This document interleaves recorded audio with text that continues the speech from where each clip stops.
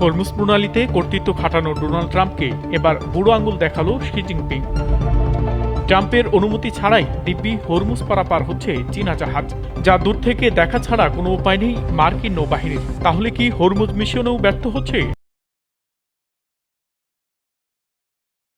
হচ্ছে Donald Trump? যুক্তরাষ্ট্রের নিষেধাজ্ঞার তালিকাভুক্ত একটি চীনা ট্যাঙ্কার এই গুরুত্বপূর্ণ সমুদ্রপথ অতিক্রম করেছে বলে জানিয়েছে জাহাজ চলাচল পর্যবেক্ষণ সংস্থা মেরিন ট্রাফিক এবং কেপলার।